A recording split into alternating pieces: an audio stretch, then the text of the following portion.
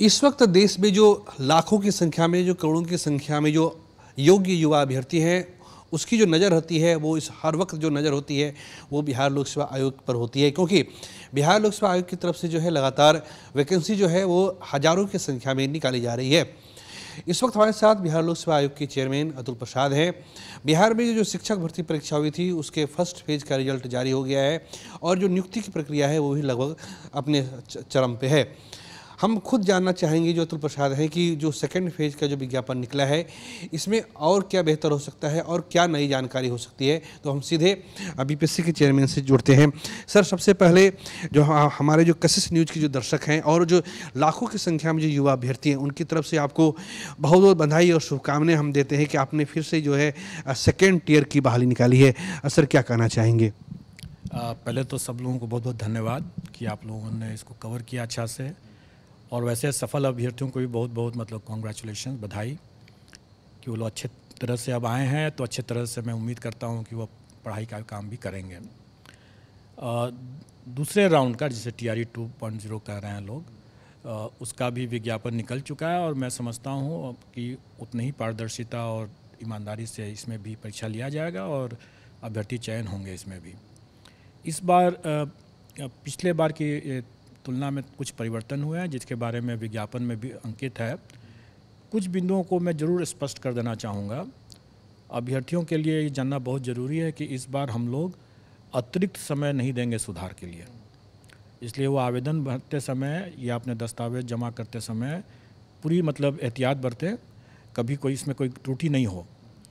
अगर किसी कारणवश अगर त्रुटि रह जाते हैं तो उन्हें बेहतर होगा कि वो नया आवेदन दें, नया निबंधन कराएं, नया आवेदन दें। सर, मैं आपको रोकना चाहूँगा। सर, क्या एक अभ्यर्थी जिसे उसने अप्लाई कर दिया, ठीक है, उसने सबमिशन हो गया उसका, तो क्या वही अभ्यर्थी सर उसी आधार कार्ड पे दोबारा वो आवेदन दे सकता है? बिल्कुल दे सकता है। ये चीज़ हम लोगों ने व्यवस्था कर दिया है और हम लोगों का कहना यही है कि भाई आप जब निबंधन करा रहे हैं, अगर निबंधन में एक बार जमा कर दिए उसके बाद आप सुधार नहीं कर सकते हैं। अगर सुधार करने की आवश्यकता है तो आप दोबारा निबंधन कराएं, क्योंकि एक बार त्रुटि हो गई तो उसको बाद जमा कर दिया, उसके बाद हम सुधार करने का मौका नहीं देंगे। उसी तरीके से आवेदन में भी है। आवेदन जमा करने के लिए कि पहले अपनी भरकर वो अपना देख लें कि भाई सब तरह से वो ठीक है कि नहीं है। इसका कारण है, पिछले बार हम लोगों ने अनुभव किया, अभ्यर्थियों ने भी बहुत बार इसमें अनुरोध किया गलतियाँ की, इसके कारण से हम लोगों ने देखा कि कई कठिनाइयाँ हुई। DV के चरण में भी हम लोगों को कई कठिनाई हुई। इसलिए हम लोग इस बार बहुत सतर्क हैं और इस बार हम चाहते हैं, अभ्यर्थी भी अनुभवी हैं तो हम अपेक्षा भी करते हैं कि वो भी ज़्यादा सतर्क रहेंगे।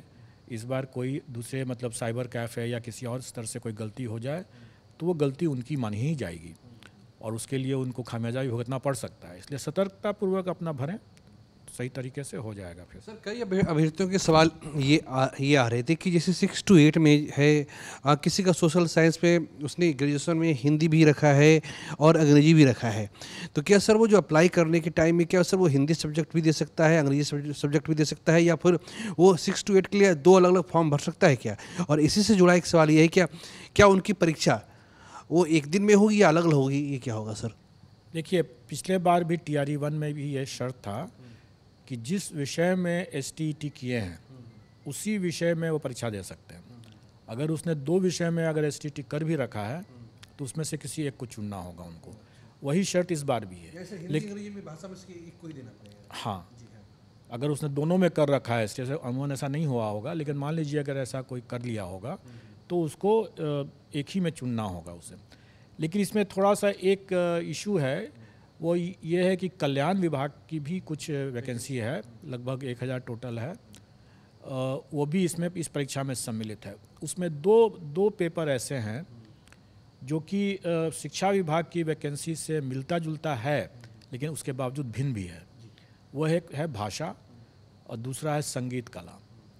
शिक्षा विभाग में जैसे आपने भाषा के बारे में पूछा तो उसमें भाषा के लिए अलग अलग भाषा है, जबकि कल्याण विभाग में भाषा करके एक ही वैकेंसी है, एक ही पद, एक ही कैटेगरी ऑफ वैकेंसी है और उसमें हिंदी भी हो सकता है, उसमें इंग्लिश भी हो सकता है। स्वाभाविक है कि उसमें दोनों हमें अगर हम लोग क्रिकेट की भाषा में समझें तो उसमें थोड़ा ऑलराउंडर की ज़रूरत है।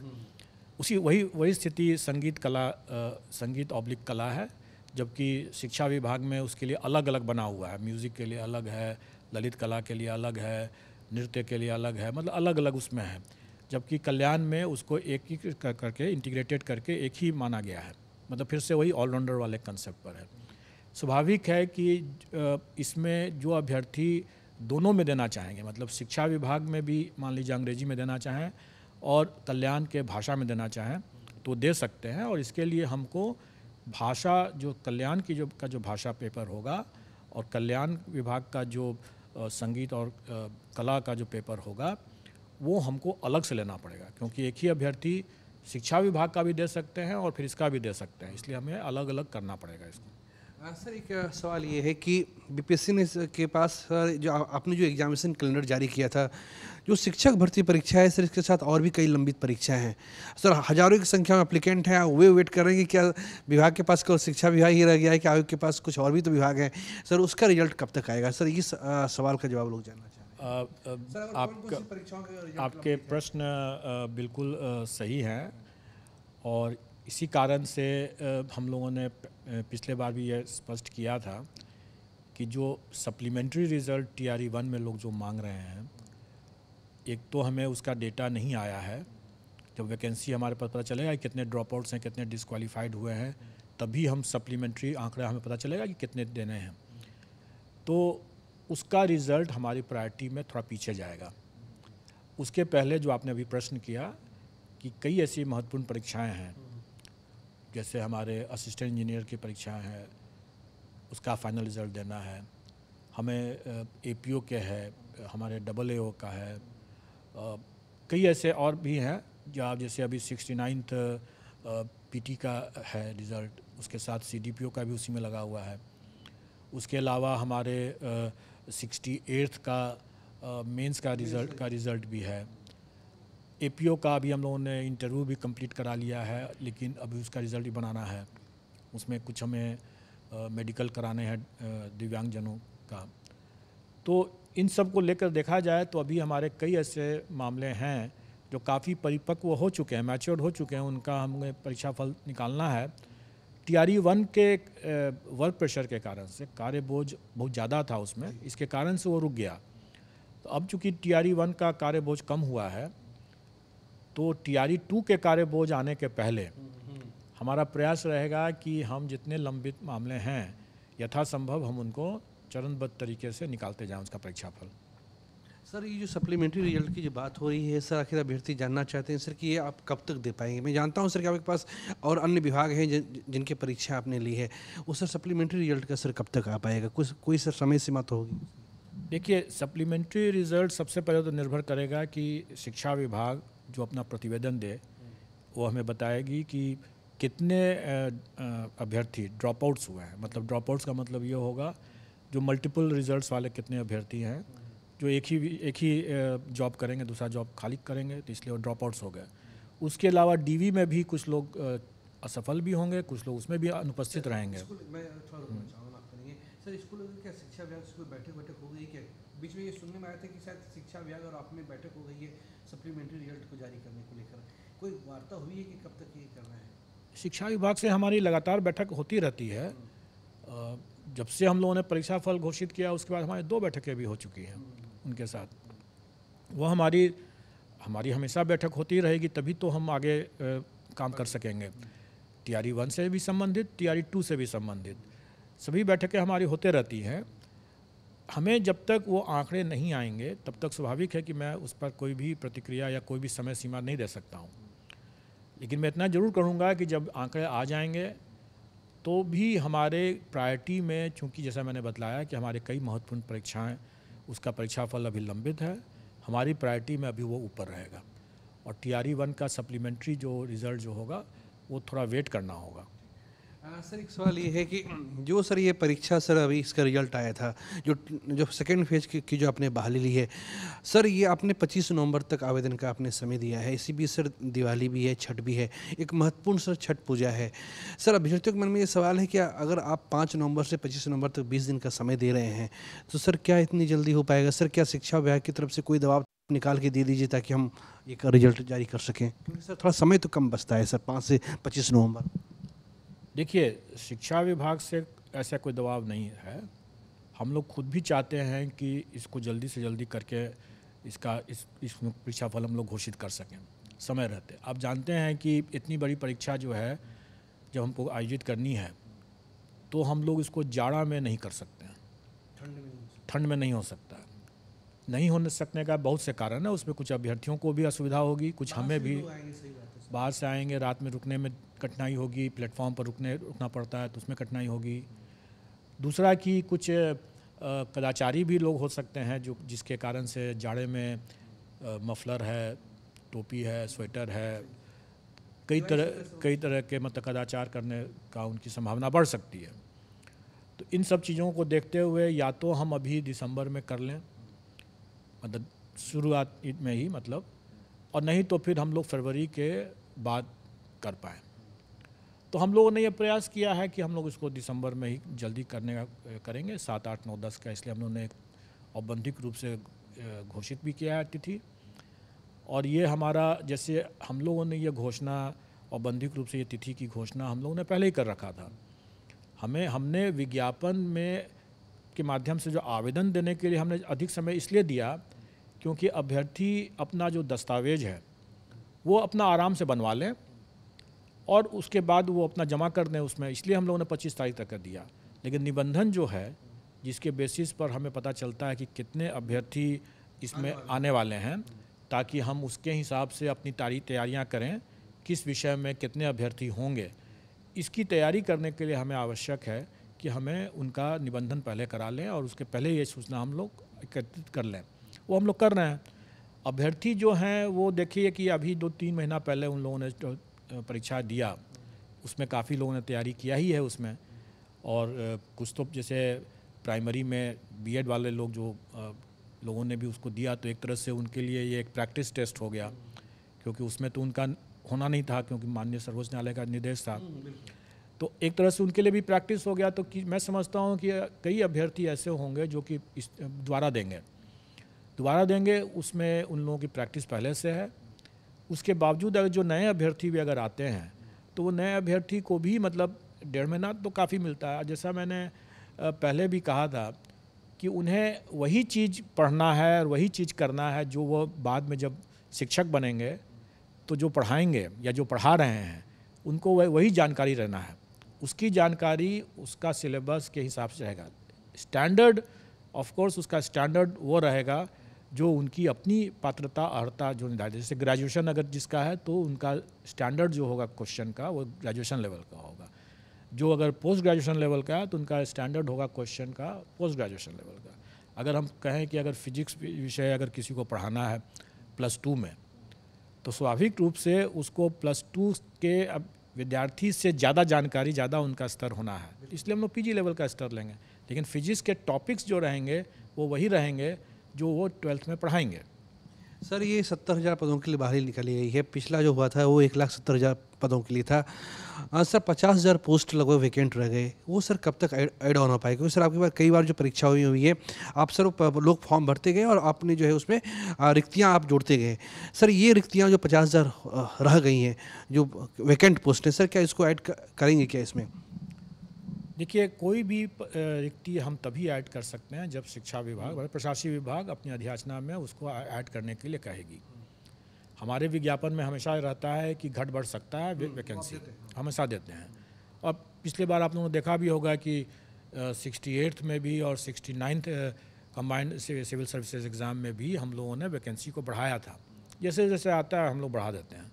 परीक्षा होने के पहले तक तो कम से कम अभ्यर्थियों को मालूम होना चाहिए कि कितनी वैकेंसी हुई, तो वो हम लोग कट ऑफ डेट उसके हिसाब से रखते हैं और वही रखेंगे इसमें भी। और मुझे पूरी उम्मीद है कि जो वैकेंसी पिछले बार नहीं भरा जा सका क्योंकि अभ्यर्थी की संख्या ही काफ़ी कम थी, अमूमन कहा जाए कि लगभग 50,000 ऐसी वैकेंसी है जो कि अभ्यर्थियों की संख्या ही कम रहने के कारण से भरा नहीं जा सकता था, संभव ही नहीं था वो। तो वो मुझे उम्मीद है कि वो कैरी फॉरवर्ड होगा और वो TRE 2 में आना चाहिए। जब आ जाएगा तो हम लोग उसको भी घोषित कर देंगे। सर बस एक आखिरी सवाल आपसे ये है कि सर इसमें कहीं कोई संदेह नहीं कि सर किसी पे उंगली उठा देना बहुत आसान काम होता है, लेकिन उसके पीछे की जो मेहनत होती है सर लोग उसे नज़रअंदाज कर देते हैं। सर आपको इसका पूरा श्रेय मिलता है, आपको हम सर ये बच्चे भी कहते हैं कि नहीं बहुत अच्छा काम किया है। सर 8 लाख अभ्यर्थी शामिल हुए थे, आपने पिछले दिनों एक लिस्ट जारी की थी जिसमें 12 लोग ऐसे थे जो दूसरे के स्थान पर परीक्षा देते हुए पकड़े गए हैं। सर ये कहाँ से हो गया ये?